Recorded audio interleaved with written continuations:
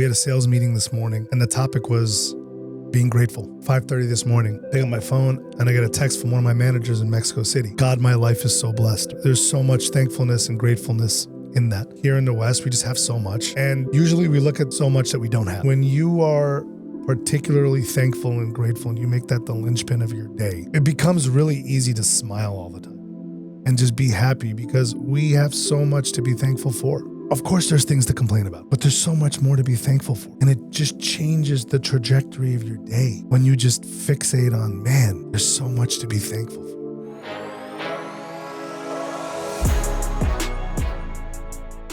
Started an office in Mexico City. And what I love about those offices is seeing the level of thankfulness in that culture in general. Like, here in the West, we just have so much. There's just so much. And usually we look at so much that we don't have. So yeah, that was how the whole morning started. And I have these wonderful people that commute 2.5 hours round trip from the mountains. And they get to the office and they're so happy. They're so thankful. They're so grateful for that opportunity. Basically what we spoke about in more or less words is that, you know, when you are particularly thankful and grateful and you make that the linchpin of your day, it becomes really easy to smile all the time and just be happy because we have so much to be thankful for. I think we can have a podcast episode once a day about being thankful and grateful. Of course, there's things to complain about. Of course, there's things to complain about. But there's so much more to be thankful for. And it just changes the trajectory of your day when you just fixate on, man, there's so much to be thankful for. Yeah, there was this poet I read the other day. She had a line, it stuck with me. Life is beautiful and I have time. Life is beautiful. Say that again. Life is beautiful and I have time. That's like so contradictory to like what I've either conditioned myself to think or what I'm exposed to or what, I don't know. It's a combination of both. But it just felt like somewhere deep down, it felt like that's accurate. But what we've been conditioned is that life is not great and we don't have any time. Right. It's complete opposite. Right. And so I guess where I'm going with that is in conjunction with like the opening story, how do you embody that? Like we can read that and listen to it, but if you can say thank you for everything, I have no complaints. Energetically, you can feel if someone is actually in that spot or if they're trying to get there. Not that trying is bad, but like tangibly and practically, how do you get there? Yeah. I think it all starts with like recognition, period, the end, right? Because if we're just flying by the seat of our pants on a day-to-day basis in pursuit of abundance and more and more and more, and we're not taking time out of the day to really articulate what the things we're thankful for, what those things are, that's never going to be top of mind. And then once we do take that small, simple opportunity, just like literally write them down. We talk about that a lot. Yeah. Then you can actually flesh out like, wow, this is pretty, like, I'm blessed not because of the things that I have, but because of the moments that I get. Mm-hmm. And I get a lot of great moments of love and connection with my kids. Sure. I mean, if you put $100 million on the table, those moments, they're like, all the problems that you have and I have right now. Mm-hmm. If you offered me $100 million, juxtaposed to those moments. Mm-hmm. It's funny you say that. Sahil Bloom, have you heard of him? Yeah. He's kind of peaking online right now, but he has a book that came out. We'll talk about that in a minute. But you mentioned 100 million.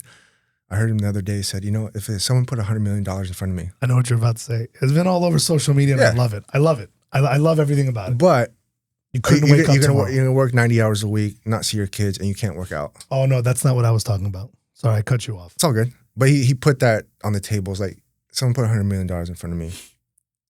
Like, yeah, it's great, a lot of money. But you got to do the 90 hours, not going to see your kids, and you can't work out, and there's no time for any hobbies. It's like, I wouldn't do it. What's the point? I was like, I wouldn't take that. It's like, but here's the kicker. I think based on what I know of him, and I don't know everything about him, but he's a private equity guy making a lot of money. I think he would have in a different season. It's all about where you are in your life and what you've been conditioned to understand up until that time. You know, these kids today, I say these kids like I'm in my 80s, but like these kids, right? They've just been told a certain narrative that life is a certain way, and this is what equates to life being really awesome. Sure. I know that now. It's a completely false narrative. So the video I was talking about, maybe we can find it and get a reaction to it, but I love it, and several people have done it. If someone offered you 10 million, 100 million, I've heard different numbers. But the catch is you wouldn't wake up tomorrow. Would you take it? Everyone says no. No, I wouldn't take it. No, I mean. What's the point of 100 million, 50 million, 90 million, fix all my problems, but I don't get to wake up tomorrow? Yeah. What's the point? Right. And I think framing what your perspective on a good life is in that regard is huge to understanding what the real value of money is to happiness. It's nothing. Yeah. Money actually does not buy happiness. It never has. It purchases things that make us feel like we can be happy. I think it can buy options. I don't think happiness. Options, resources. Right. For sure. But it's not until you realize that it definitely can't buy happiness. Right. That you're like, oh, it does allow you to do things. Yeah. But even then, to what extent? Right. The runway on that exchange is pretty short. And a lot of wealthy people that I know have said the same thing. Yeah. After a certain point, like the return on investment, for lack of better words, is like, yeah, you can be just as fulfilled and happy with 100,000 a year as you can with 20 million. Sure. And that's a big gap. Yep. If you truly understand what the money is allowing you to do or not. Yeah. And then the self-awareness comes into play too, right? It's like, you got to know yourself in regards to 100,000 versus 20 million. There's a gap. But like you said, if you're like rooted, you can be happy at either spectrum. Well, to your example of Hill Bloom, correct? Yeah. If along the road and the pursuit of that 20, you've lost the relationships and the lives and the connection, what's the point? Yeah. There's no point. The story, thank you for everything. I have no complaints. A thought came up, in Orange County, LA. I'm just going to say it, being attractive is part of, like, it's a thing, right? I've noticed people who embody that, like gratitude and thankfulness, are very attractive people. Interesting. Energetically. Being around those people. So not aesthetically necessarily. I mean, I'm going out on a limb, but. What's more attractive? Like the glow up, right? When people are like in their heart, thankful, and they can be ambitious and successful at the same time. Those aren't like separate. But I do notice when people are in that spot more often than not, it makes them more attractive. But look, I couldn't agree more, because what's more attractive? Someone who's always down and negative and complaining. Yeah. Or someone who's just happy all the time. Yeah. I mean, I will say it's a tall order out here, because it's like there's the whole keeping up with the Joneses thing and all that. But that's an interesting thing for me. It's just like I've noticed that if we want to tie it to something that people are thinking about all the time, usually, being thankful in a state of gratitude makes you more attractive, I think. There's a common denominator to being grateful. Across many spectrums of thought and psychology. It keeps you rooted. Yep. It keeps you present. It keeps you generous. Yeah. Keeps you happy. Because the whole concept of being thankful, as I understand it and have experienced it, is that everything you have is a gift. It's not owed or guaranteed. You're not entitled to it, but you have it anyway. Sure. There's another word for that. It's It's called grace. Mm-hmm. We can get into that. But the simple fact of the matter is it is a really good common denominator to leveling up in many aspects of your life. Just by always coming from an attitude of gratitude. Yeah. For lack of better terms. I know it sounds cliche, but I think it's one of the few, would you call it a virtue, characteristic? I don't know. But one of the few qualities that has a net gain across the board, I think. 100%. And I don't think people don't have it because they're bad people or selfish. I think people don't have it because we've been conditioned to be distracted. I think people don't have it because they don't understand how important it is to be intentional about expressing it. Sure. I think people don't have gratitude not because they're I said it, like, not because they're bad people, not because they're malicious. No. I think just a lot of people don't understand how the intentionality around it really changes the trajectory of your day, your life, your week. It's a skill. I think that's the word I was looking for. It is definitely, I gotta, But yeah, pull it up. I just, I can walk on the streets made of gold. You got a house with me up there? Look at those streams and rivers and angels. Oh, it's good to go. I couldn't stop smiling down here. How am I going to stop smiling up there? What do you think he would say of you? can't stop You could smiling have did watching so it. much better. I had so much more for you. You big dummy. What do you have to say to someone who's trying to believe in God but can't? Simplest answer ever. I heard it from a young boy. God, 15 seconds of your time. Bow down and say, Lord, if you're real, make yourself real to me. Speak to me. How we doing, ladies? How's life? Great. This guy can't stop smiling. Yeah, that's it, man. That's it. Do you see what I'm saying? Like, Yeah. I bookmarked that. I shudder to think. Mm-hmm. I don't know what's going to happen in my life.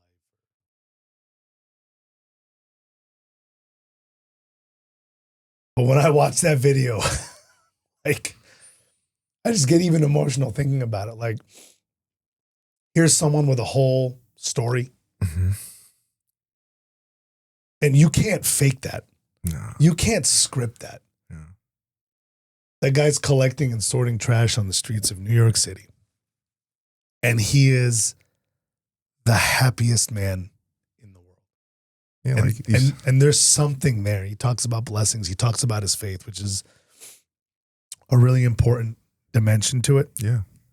But, I mean, That's it, right? Like, your version will look and feel different, but the essence of just his eyes and his face, it's like, man, that's it. it's not money. Yeah. It's not possessions. Mm-hmm.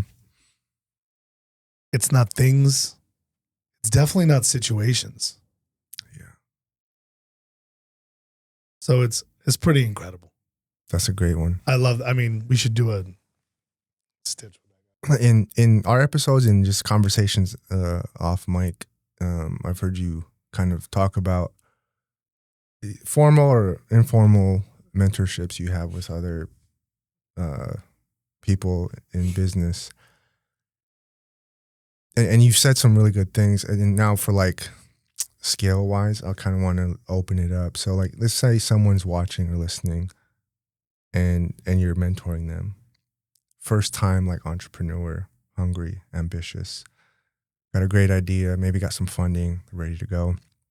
And based on our conversations, there's three things I've kind of woven together. One, like how to grow a business, how to help your teams win, how to stay healthy as an entrepreneur. So if this is like a first time entrepreneur playbook and you're talking to this person, can you unpack those three, kind of give some meta principles or even detailed principles on those three topics? So how do I grow a business? How do I help my teams win? And how do I stay healthy as an entrepreneur? Can I work? I just literally had this conversation with my son. Saying something, and I was like, no. I was like, just trust me. I'm not always right, but like, if I tell you that I know something, it's because I just know. Yeah. I know. Googled it. Dad. Like, okay. Just trust me, man. Yeah. And it's in that same vein. Yeah. You know, so if you're just starting out or you're starting over, I'm most interested with the third point, how to stay healthy. How to stay healthy as an entrepreneur. It all starts with health of the mind and health of the heart. Mm. You will achieve nothing of lasting impact or significance if you're not healthy in your mind and in your heart. You are just motivated by money. I'm sorry. Maybe you'll get it. Maybe you won't. Mm-hmm. But that is not a healthy heart. It's also not a healthy mind. Mm-hmm. There's a lot of dimensions there. I'm going past the implications of just mental health. Sure. But understanding why you're doing what you're doing. Mm. I've met many entrepreneurs that is just like a one-track mind. Yeah. And again, this is my opinion. What authority am I? I don't know. I'm fairly successful. I have people that depend on me and appreciate my sacrifices, and I have impacted their lives. Sure. That gives me like, I'm 1% street cred, but it's enough for me to be able to say, if you're just obsessed with money, get your head right. Sure. If you're just obsessed with power or prestige, I've met a lot of those entrepreneurs. Get your head right. I mean, that stuff is very fleeting. That doesn't matter. It doesn't matter what end product is. It doesn't matter if it's like the most incredible technology. It doesn't matter if it's a revolutionary process. I mean, at the end of the day, no one will care. You will just have hurt people along the way. Get your mind and your head right. The physical aspect of it is really important too, Sure. of course, to just stay moving. And movement's really, really important. Yep. For the heart and the mind. Yep. As a famous man once said, you know, the spirit is willing, but the flesh is weak. That is true for a lot of things. Sure. And in order to keep the spirit healthy, your mind and your heart have to be right. Yep. That would be the first thing that I Staying healthy. would say, like, challenge your thoughts and really challenge your direction and why you're doing things. Mm-hmm. It might take a little bit longer. That's fine. But the end result will be truer. And if it's truer, everyone will win. You and everyone around you. Sure. Period. The end. I don't know how they're going to win. I didn't say everyone was going to be driving Ferraris. That's not what I said. Sure. Staying healthy, number one. You can go where you want with this. There are two under here. How to grow a business, and the other one's help your teams win. Let's talk about how to help your teams win. I've learned this the hard way. You really need to empower the best part of a person. You just got to find it and try to nurture it. Yeah. And everyone's going to have different strengths. Yeah. You just got to figure out what those strengths are. Everyone on my teams, they all have different strengths, especially at the managerial C-suite level. Yep. And understanding what they're not good at and helping to nurture the development of that as well. Yeah.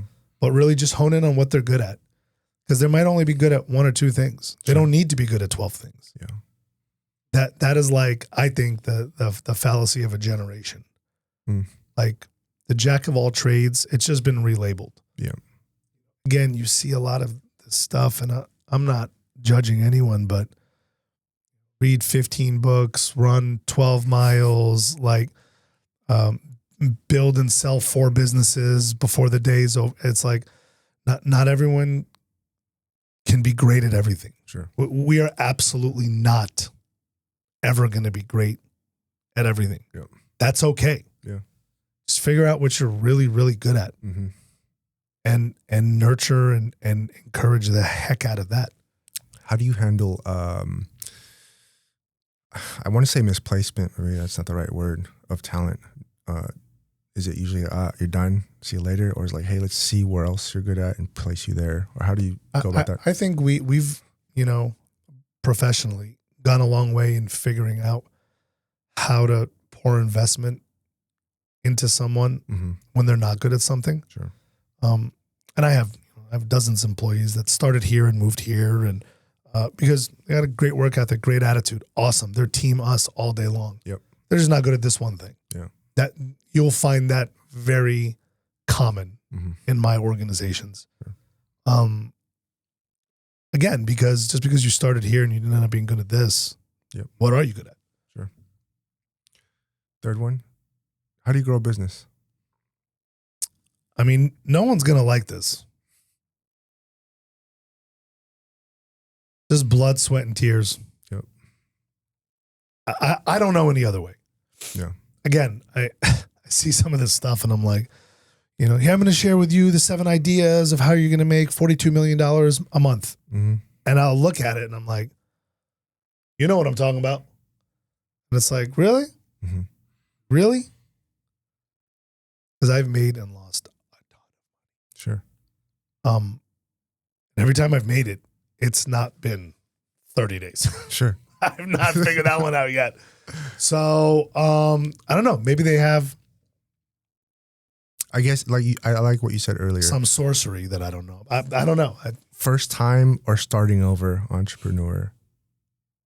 Good idea. Where do they start? Like what's the first step?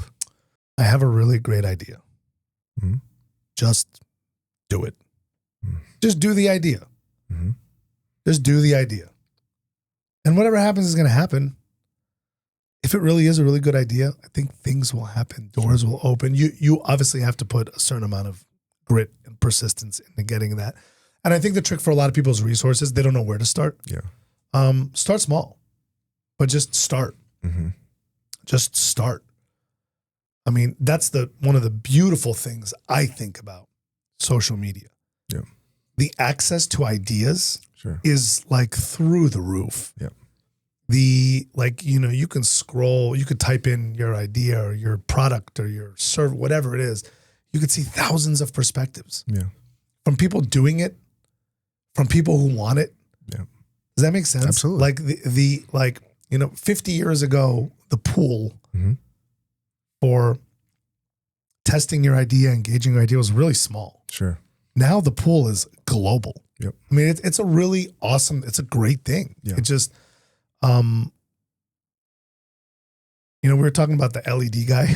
Yeah. I love that guy. That guy's funny and he's got a thing. He's got a shtick. Yeah. He's just making LED lights. Mm-hmm. This is not a gangbuster. It's not Bitcoin. Sure. It's not OpenAI, Mm-hmm. right? It's just LED lights. Yep. And he just shows making the lights. They're cool lights. It's just posted online. Look, and again, I don't know the backstory, but that could be anyone. Mm-hmm. Like anyone could have been like, I make LED lights. Yep. And the access he has is really big, is what I'm saying. Sure. 100 years ago, you're in a town, big or small. Yep. You have to go knock on doors and talk to people about what do you wish your LED lights could be like. I'm just talking. Yeah. So it's really it's easier than people think. Sure. So just don't overcomplicate it. Yep. I'm going to continue on with this kind of format. I like what you're sharing here. Fact check me, or we can edit this out if I'm off base. But 7 or 8 years ago, one of your companies was not doing that great. Mm-hmm. Turned it around, and this was like last year. I think upwards of like 40 million a year or something. So in that time frame, turned it around. You're here now.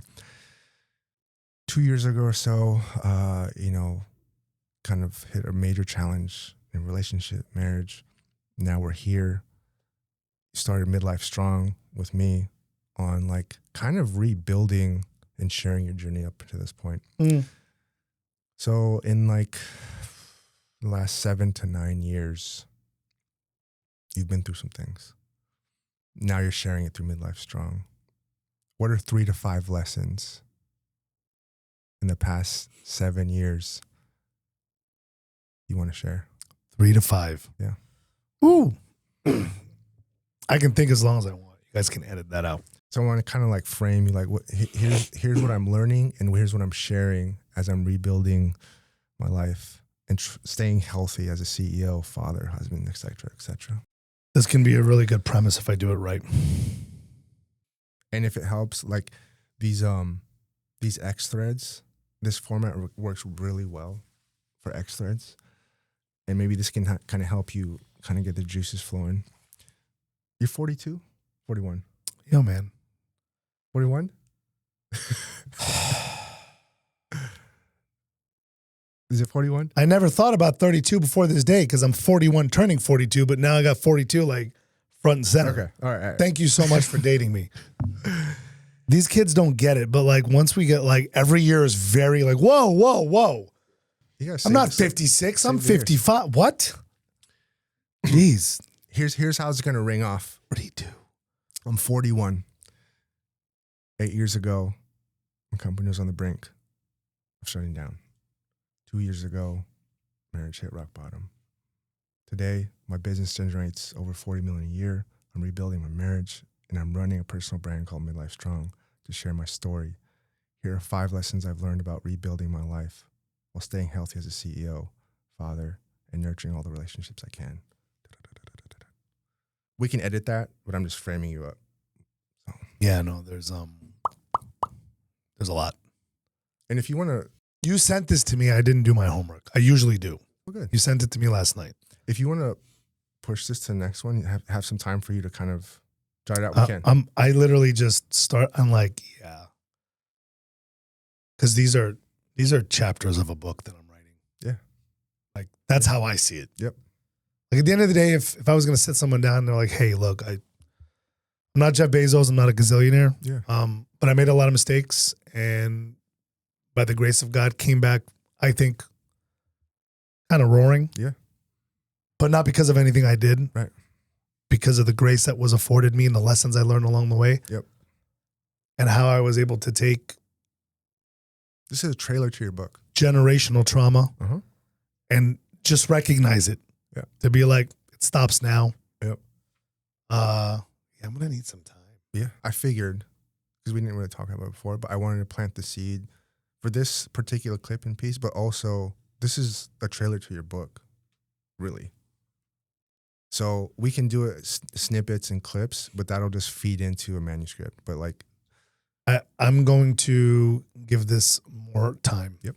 If you could go back to 30 or even 25, whatever number you want, age-wise, and give your 30-year-old self, 25-year-old self 3 books, what would they be? If I could speak to my 30-year-old self, Mm-hmm. I can give him 3 books to read. Yep.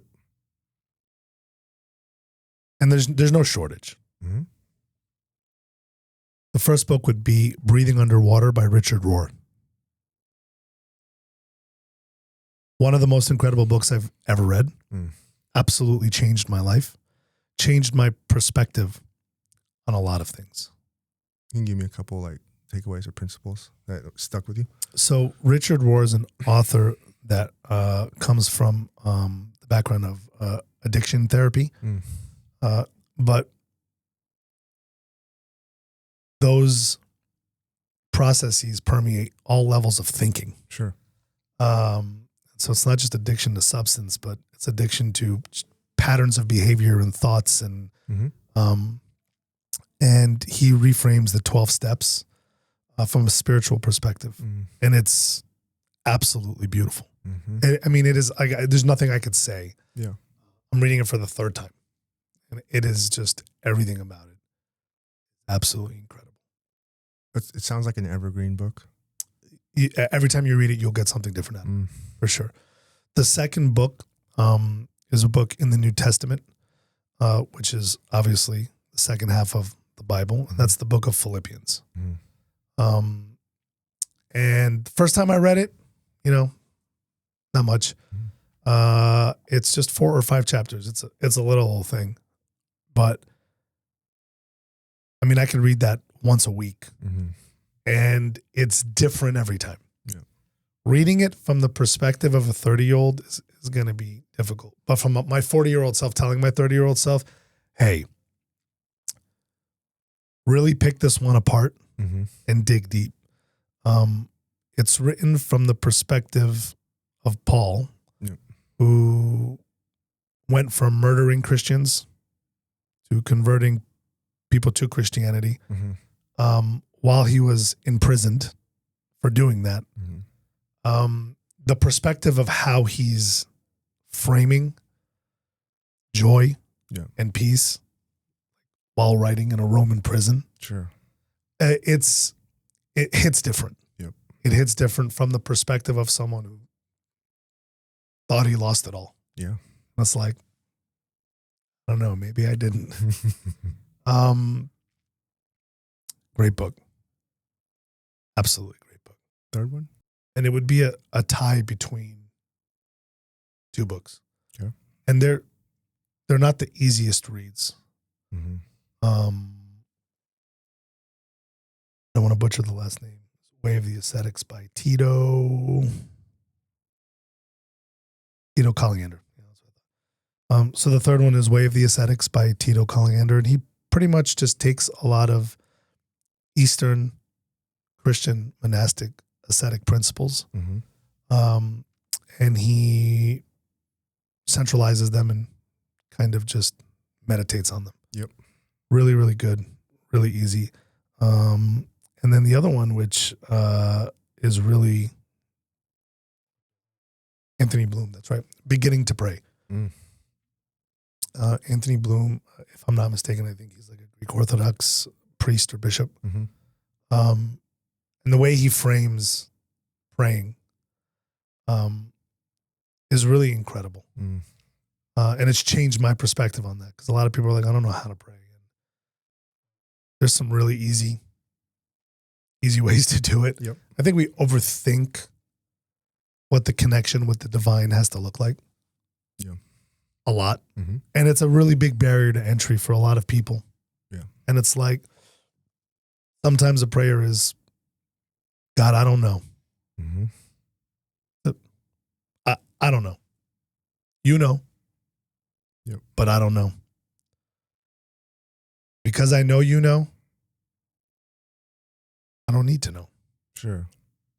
But I need help with that.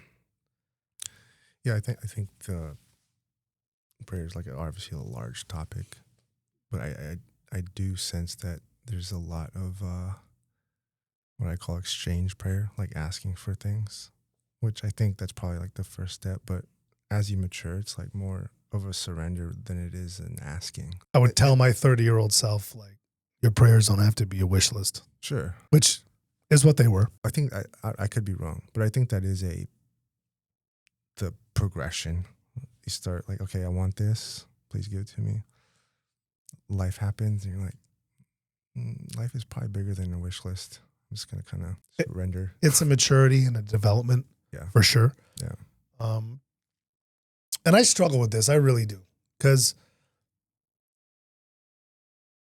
I can give someone all the guidance and the wisdoms from my pitfalls, but unless you experience it for yourself, it's not the same.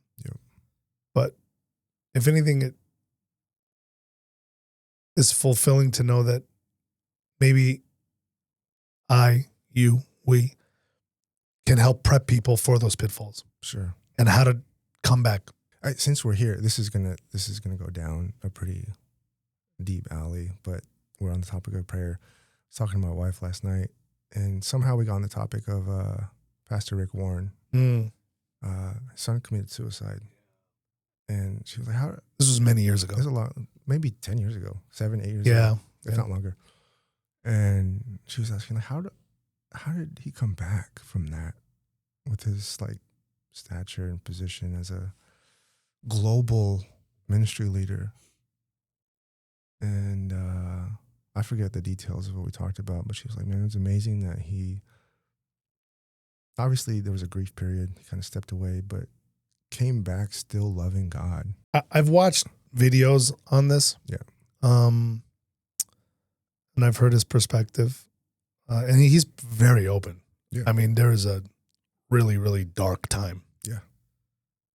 And that's actually really encouraging to hear a man of such deep faith talk about that. Because it's something relatable. Sure. And it didn't shake him. It was dark, Yeah. It was really bad.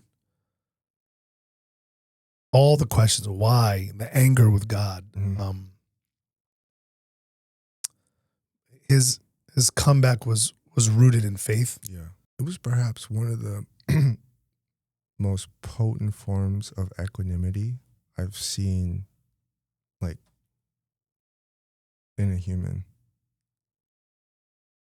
Of, like you said, it was dark, hard. But yeah, he himself didn't like lose it. And to what extent, we'll never know. Yeah. Probably lost a lot. Sure. And he hurt a lot. But I think the lesson and what's most important is, how do you come from something like that? Mm-hmm. That's a very tragic loss. Mm-hmm. Yeah, there's probably a lot of wisdom there on how to come back from deep loss. I don't think it's a coincidence that the linchpin there is faith. Yeah. I'm going to just kind of define iceberg beliefs and then we'll chop it up. So iceberg beliefs are deeply rooted, often subconscious convictions that guide our behavior and perceptions. They're referred to as icebergs because, much like physical structures, the majority of their mass lies hidden beneath the surface. Just like the tree. Just like the tree. They often stem from early experiences or societal expectations and manifest in rigid, black and white thinking, such as, I need to succeed to be worthy, or if I ask for help, people think I'm weak. One of the main ways to counter these is to ask, are these beliefs true, and what's an alternative story that's available to me? So, generally, how does that land with you? What's your experience with it? So this is, as you know, cognitive behavioral therapy 101. Sure. That is one of the most foundational things for therapy. Mm-hmm. I am acting a certain way because I feel a certain way, Mm-hmm. because I'm telling myself or listening to myself saying Mm-hmm. a certain thing. Sure. How do I challenge that Narrative. anxiety? Mm-hmm. Anxiety 101. Mm-hmm. I am worried because if this doesn't happen, my life will end. That's actually how a lot of people think. That's actually how I've thought for a very, very long time. Sure. If I'm late for this meeting, my life will end. If my wife doesn't like this gift, my life will end. Mm-hmm. If my child doesn't listen to me the first time, I am a failure. He doesn't respect me, my life will end, Mm-hmm. et cetera, et cetera. And so that is the underlining developmental work that we have to continue to do in order to challenge distorted thoughts. Sure. So it lands very well with me these days. Yep. I'm challenging tons of thoughts on a daily basis, on an hourly basis. Like, whoa. Yeah. Wait, what? Yeah. I got a handful of questions because you speak on this pretty eloquently, so I want to kind of draw out some stuff. It's 100% from experience. And the funny part is you're talking about like 3 years of experience. Right. Like, so I am not a professional. That's you. But I have done this and exchanged back and forth so much that it's still really hard to do. It's not like second nature. Sure.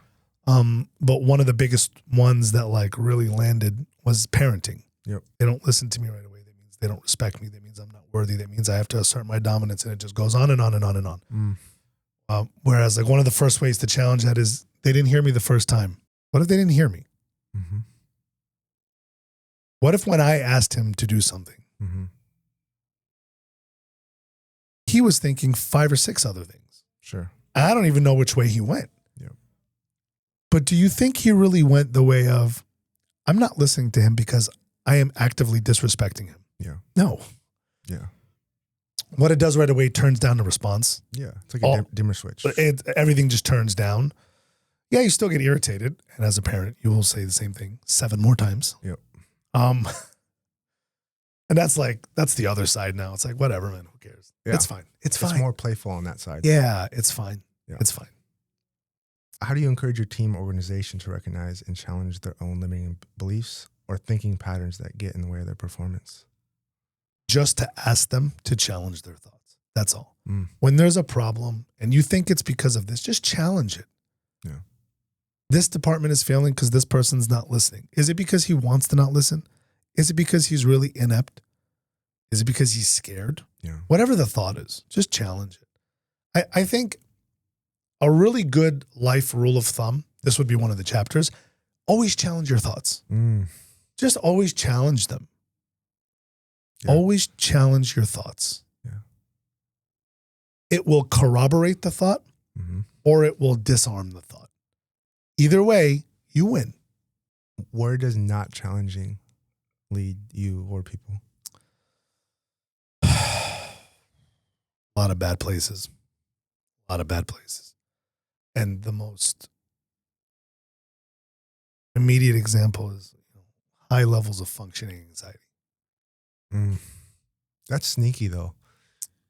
Because Yeah. high functioning anxiety you can get away with until you can't. No, and that's the thing. You never can. It finds a way. And it hurts. Yeah. And just from not challenging your thoughts. Yeah. But, for the one person listening out there, I'm serious. Yeah. It's not your fault. It's not your fault. No one ever told you to challenge the thoughts. Yeah. Maybe you never believed it. Maybe you never knew the power of challenging that negative or distorted thought. Mm. But now you know. Yeah. Challenge the thought. Yeah. Challenge the thought. Ask yourself if there's any other explanation. Mm-hmm. Ask yourself how many other outcomes could be possible if this thing does or doesn't happen. Yeah. Just the fact that they exist Mm-hmm. should turn down. I usually see this as, and this is all anecdotal, but like challenging your thoughts on like level A. So level A are things like when your kid doesn't listen to you, or maybe you didn't reply to an email fast enough and now you're thinking, oh, they're going to cancel the contract or whatever, those kind of things. And then level B for me is like crisis. Yeah. And this is for me, and I want you to share how you handle it. For level B, like the big crisis, I've found that when I'm stuck and I can't even get to the place to challenge the narrative in my head, that I have to get into my body. Mm. So that's lifting weights, doing jujitsu, running. I feel like if I can come back to it after that, if I have the resources and or the time to, even if it's 10, 15 minutes, just like do something physical, I can at least consider challenging the thought. It's very difficult for me in the level B or crisis mode to be like, okay, I'm going to sit here and challenge something that feels very real to me right now. You've hit the nail on the head in more ways than you think. One of the biggest things they tell couples is you need to have like a safe word when things are getting out. So you're just like, hey, whatever the word is, this doesn't mean we're ignoring it. Yeah. It means we're going to come back to it. And then what you're supposed to do is go for a walk. Go for a 15-minute walk. Yep. Don't think about what you're taking a walk from, because that's not good. Yep. Just get the blood flowing. Let some of the stuff come down, Yep. and then revisit it at a later time when you're not in that crisis period. Yeah. Statistically, you have a much better chance of not necessarily solving the problem, but de-escalating a blow-up. And that's the whole aim. That's the goal. Yeah. That's the goal. Same thing with an employee, with a child. Hey, we're going to walk away, take 15, 20 minutes, not go think about it, not go simmer. That doesn't help anything. Sure. You're not supposed to take 15 minutes to think about all the things you're going to go back and tell your partner that they did wrong. Your revenge plan on the 15. Yeah, that doesn't work. That doesn't work at all. Yeah. But if you take that 15 minutes, go get the blood flowing. Yep. Statistically, Mhm. studies have been shown, and it works. It's happened. Yep. Doesn't mean the problem is going to be solved when you revisit whatever the issue or the argument is. It just means you have a better shot of not being in crisis B. Yep. The way I define it is, you don't want to wait till you get to a 7 or 8 to take a break. Yeah. You don't even want to wait till a 5. Mm-hmm. Take the break at 3 or 4. Right. Try to get down to 1 or 2. Revisit it later. You'll have better results. You found that that method across personal and professional? Both with equal success. Yep. It definitely took a lot of time. Yeah. to recognize. And a lot of the easiest way to see it is physically. Yeah. You know, when you're starting to get heightened, palms get sweaty. Mm-hmm. And that doesn't happen for a lot of people. Sure. So sometimes people even have a harder time of like realizing, hey, I'm getting heightened. This is not good. Things are not going well. Sure. That's good stuff, man. I like that. Have you heard of self-complexity theory? No. So it's much, they tie it to like investments, like diversify your portfolio. So if one tanks, you got others. But self-complexity takes that principle and says, if you're just tied up in one aspect of your life, if you only see yourself as husband, only see yourself as CEO or father, if anything happens to that bucket, the impact of that is greater than if you're diversified.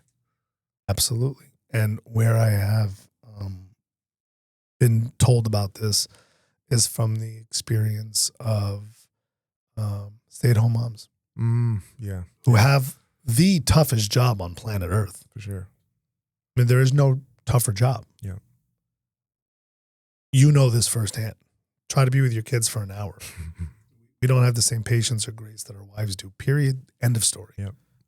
We love it. It's not like we're running away from it, but there's a difference. And what I've heard and read is that, you know, when they go off to college, Yeah. that's been your whole life. Sure. And it is difficult to transition out of it. That's all. Yep.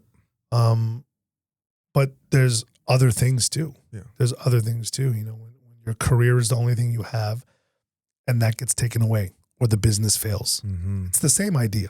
There's no difference. If all you've done is done 100% that and nothing else, Yeah. and it goes away, it's like you've gone away.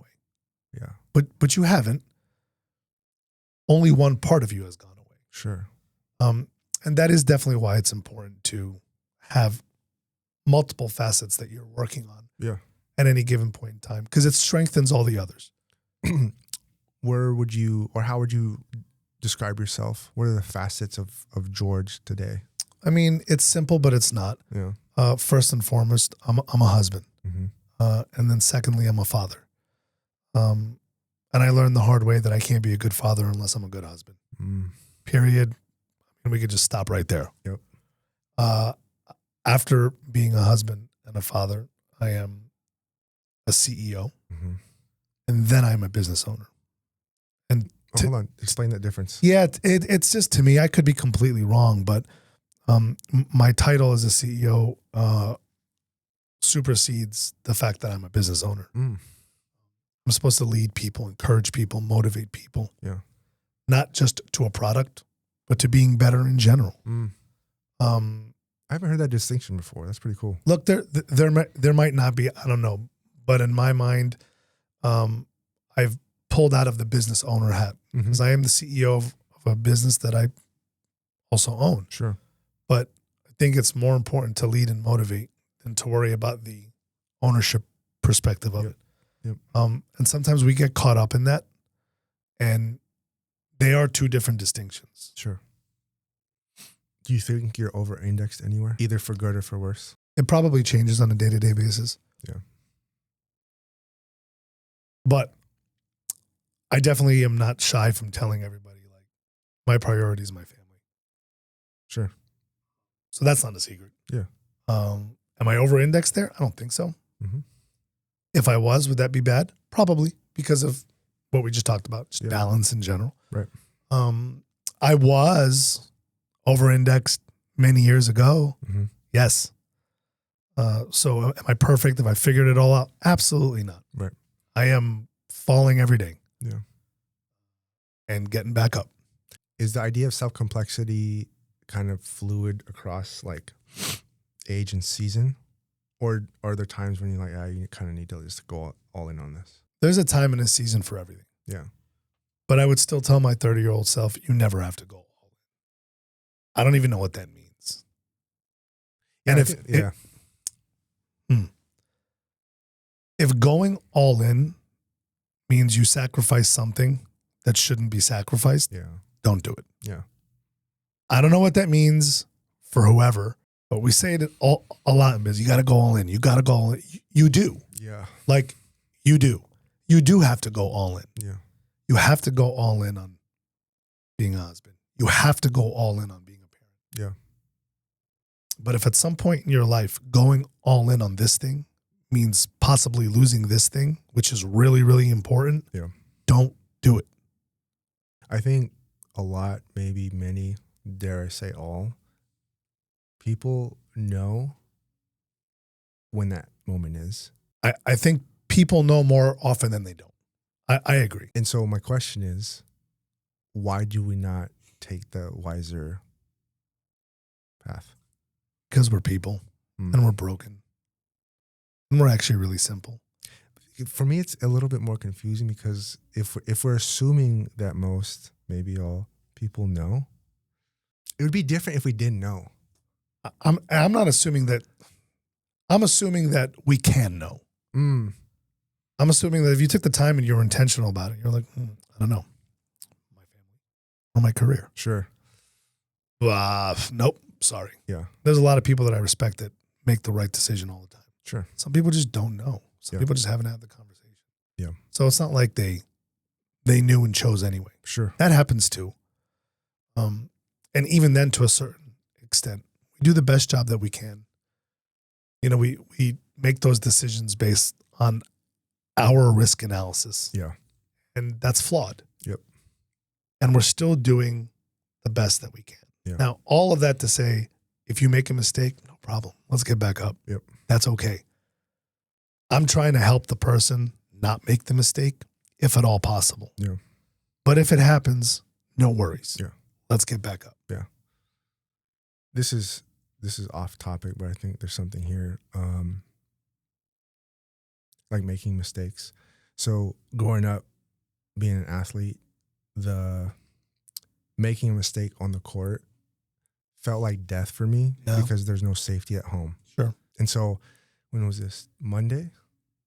I took my son Phoenix to a new jiu-jitsu school. He's in that liminal stage of like, you can't practice with the little kids anymore, but the next class up, you're with like 10, 11, 12, 13-year-olds, bigger, stronger, more experienced. They start rolling, and he's getting smashed. And I'm watching him, like trying his hardest. He's pinned side mount, bottom side mount. So someone's on you, can't get out. I'm getting like sweaty, like I'm getting anxious, nervous. Watching it. And I'm like,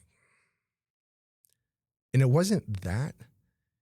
It just reminded me of what it felt like to like fail as a kid and feel like this is the end of me because I'm failing in front of my dad. It's tough.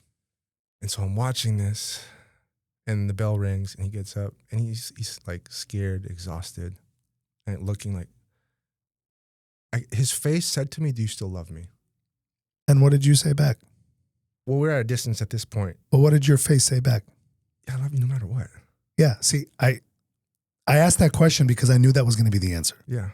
And if just in case it wasn't, no problem. Yeah. Let's learn from. But like I knew. Yeah. Because you had experienced the complete opposite. Right. The face you got back was, you better not miss that point. Yeah. And so what I would say to you is congratulations. It's been a not weird, just an interesting couple of days. It's been on my mind, like forefront, like for the last 3 days, because they finish up. He comes to me, he's like, "Hey, Papa, I don't think I'm ready to roll with these bigger kids." And it's like, "Look, Phoenix, I don't care if you win or lose. I'm gonna love you no matter what. In fact, the fact that you're here makes me proud of you."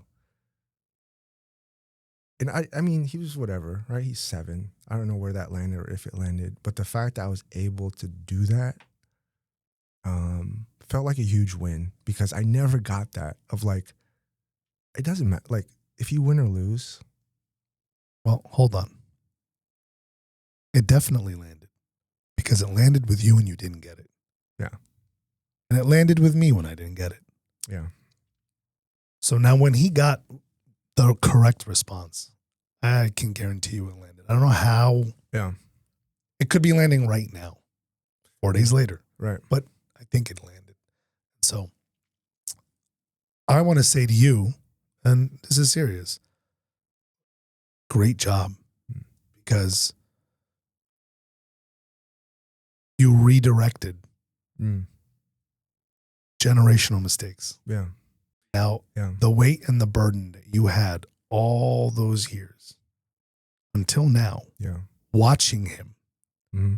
feeling that visceral response from the trauma that you had Yeah.